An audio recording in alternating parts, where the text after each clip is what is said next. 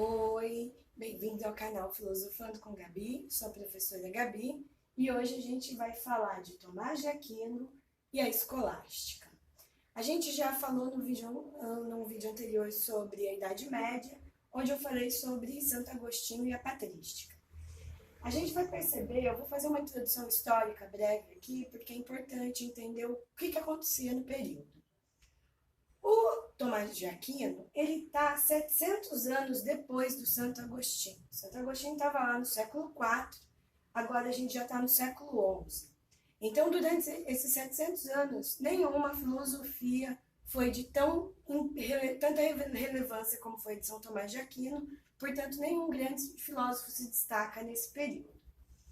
No século XI, o que acontece de diferente? A gente tem a filosofia do Tomás de Aquino, baseada na filosofia de Aristóteles. Então, ele cria uma filosofia aristotélica tomista, esse é o termo. E ele adequa, portanto, Aristóteles ao cristianismo. Como e por que ele faz isso? Quando o Tomás de Aquino está lá na universidade, já podendo dar aula, estudar e aprender, por quê? Ele já está lá? Porque as universidades vão surgir a partir do século IX. Então, surgindo a universidade, tendo mais cultura, e existe uma transformação social no meio. Então, nesse período, a Idade Média, né, a igreja era ainda muito forte, mas a gente já está na baixa Idade Média. Então, o poder da igreja, ele existe, ele ainda é monopolizador, mas existem outras ciências nascendo por aí. E as universidades foram responsáveis por muito disso. E Averroes, que era um árabe, ele traduz no século XI a filosofia do Aristóteles direto do grego. Então, a partir desse momento, Tomás de Aquino teve acesso a um material que não se tinha tido acesso até então. Então, ele vai fazer uma filosofia que vai ser bem diferente do Agostinho. Então, se a gente recapitular lá que existia a filosofia do Platão, na qual Santo Agostinho usa para explicar o cristianismo, agora o São Tomás de Aquino vai usar da filosofia do Aristóteles para dar os conceitos do cristianismo e fundamentar a relação de fé e de Deus. Então, a gente tem uma teoria do conhecimento do São Tomás de Aquino que vai, portanto, valorizar os sentidos e o intelecto, assim como Aristóteles o fez. Aristóteles acreditava que os sentidos e a experiência era fundamental para o conhecimento do mundo. E diferente do que Agostinho trabalhava na patrística, que a fé deveria ser sempre orientada pela razão, o Tomás de Aquino vai valorizar a razão. Porque quando ele valoriza os sentidos e o intelecto, ele está valorizando a razão. Então, isso já é novidade para o período.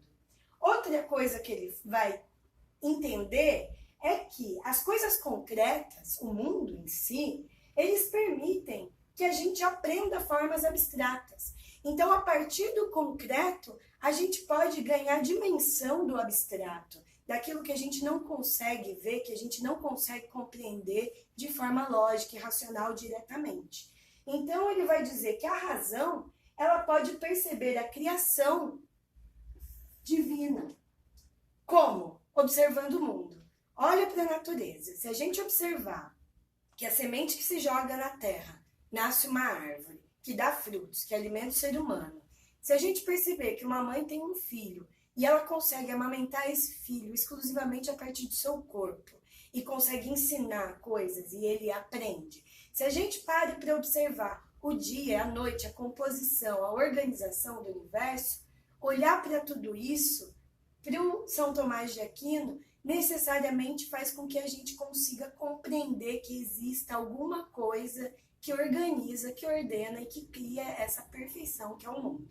Então, ele vai fazer uma conciliação de fé e razão, onde as duas têm valores não distintos. Então, enquanto o Agostinho falava que a fé deveria dar suporte para a razão, o São Tomás de Aquino, ele vai falar que a razão é tão importante quanto a fé. Inclusive, da razão, nós podemos buscar a fé. Ele faz um movimento diferente, né? Se eu olho o mundo e observo a grandeza e a perfeição que ele é, eu devo chegar a um divino.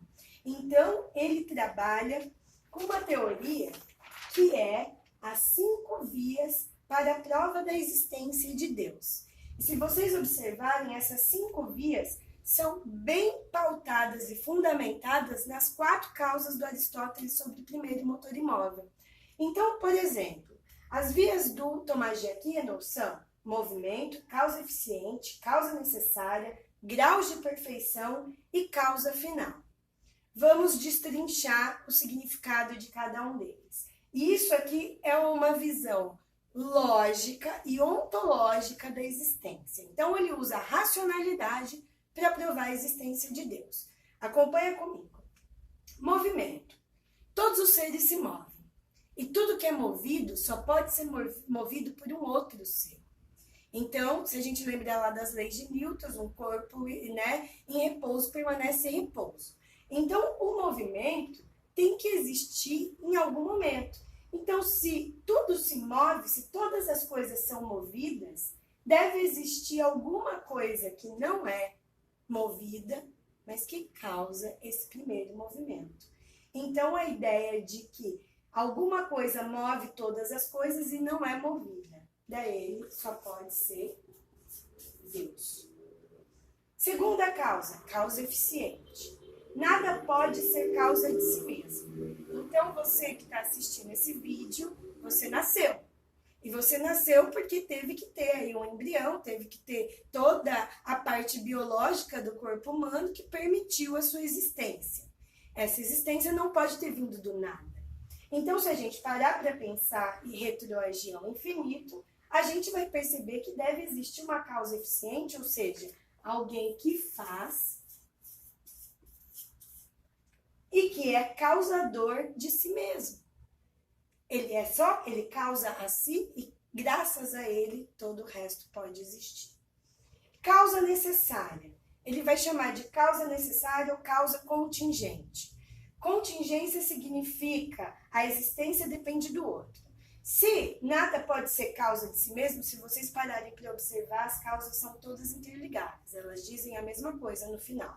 Então, nada se move sozinho, nada se cria sozinho e nada pode ser provedor da própria existência, a não ser Deus. Se para pensar, ele faz uma reflexão que é bem interessante, né? Se tudo depende da existência de outro, se fosse assim desde sempre, nada poderia existir, porque alguma coisa tem que partir da existência de outra coisa. Então, por isso que o conceito de Deus cabe aqui.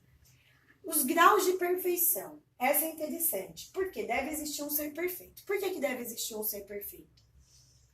Dentro de todos os seres que existem, todos eles têm algum tipo de perfeição. Mas nem todos são perfeitos por completo. Você não conhece um ser humano que seja perfeito por completo, ou um animal que seja perfeito por completo. Então, tudo tem uma imperfeição. Mas dentro das perfeições que são comparáveis, só pode existir um ser perfeito que coloca em cada outro ser a ação que ele deve exercer. Ou seja, o porquê que ele deve existir. E nisso a gente já vai para a causa final, onde ele para e observa. Deve existir uma inteligência ordenadora, porque a natureza é perfeita. Então, a quantidade de luz é o que permite a nossa existência, o calor que a gente recebe no nosso planeta é o que permite que as coisas nasçam e cresçam e reproduzam. O dia, a noite, a chuva que cai na hora certa, tanto que quando ocorre uma seca devastadora, a vida não existe. Então, é como se Deus fosse provedor de tudo. Ele deu a tudo que existe no mundo um motivo de existir. Ou seja, tudo que existe tem uma finalidade.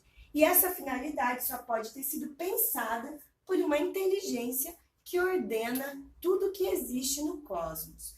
Então, aqui a gente fecha a ideia de Santo Tomás de Aquino com as provas da existência de Deus de forma lógica e fazendo com que a razão e a fé coexistam. Então, ele vai falar, a teologia é tão importante quanto a filosofia.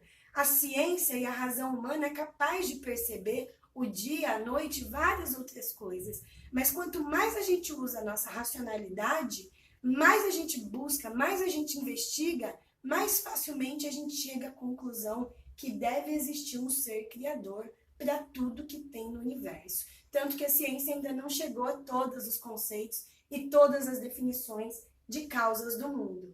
Então, a existência de Deus ainda pode continuar muito presente, mesmo com a ciência existindo e sendo voraz em tudo que faz. O Tomás de Aquino acredita que Deus é provado pelo próprio mundo e pela própria existência. Por isso a razão e a fé se conciliam e são harmonizadas nesse período. Muito obrigada, espero que vocês tenham gostado da aula de hoje. Se gostou, deixa um like, se não entendeu alguma coisa, deixa no comentário e se não se inscreveu no canal, inscreva-se, tá bom? Tchau, bons estudos, até a próxima!